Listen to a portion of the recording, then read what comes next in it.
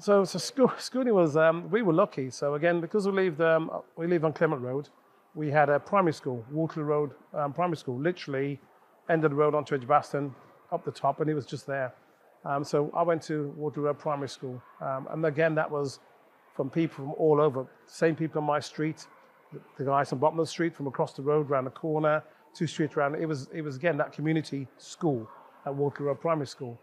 So that was really good for those years. And it was really it's an interesting time of learning, I suppose, in that strange sense. I did well at school. Some will tell you I did very well at school because I was a trier. I always put effort into things. And Mum always told us, whatever you do, you're gonna have to do better than the average white guy, she used to say, because when you get further in life, you're gonna be in the same interview, but you have to stand out. Otherwise, you'll just get thrown onto the heap, effectively, as she'd say. So the primary school was a great experience. And actually, we learned a lot in primary school, and it was good. So it was educational, but also at home. I suppose Mum didn't have time, but my eldest sisters helped as well.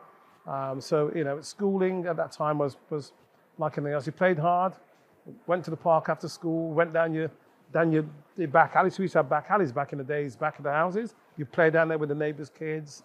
Schooling was fun. It was an interesting time. So when I was at Waterloo Primary School, that was a time where behind the wall of the school, literally the wall, looking in front of our entrance, was a girls' school, which is Charlton Girls' School. And at that time, the boys' school was called Uplands Boys' School, which was about a mile and a half away. So when we finished primary school, that was then when we had the first year comprehensive system kick in. So I literally went from the primary school through the wall to what became Charlton High School, which is a comprehensive school. And that was basically, again, the same cohort, the same community at the Charlton School there.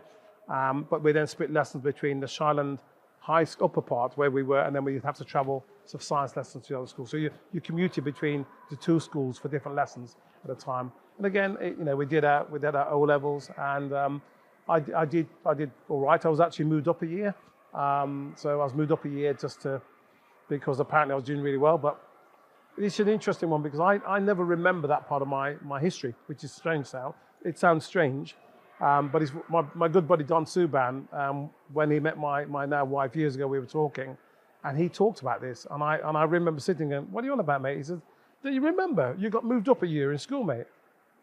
And did I? And I completely forgot that I got moved up a year, not because of any other reason. And I just lived through the period of doing whatever you did. So I got moved up a year, and then I didn't leave a year early, but I just did more in that following year. So secondary school was good. It was run by a hard taskmaster, Archibald Hill. He used to wear a bowler hat.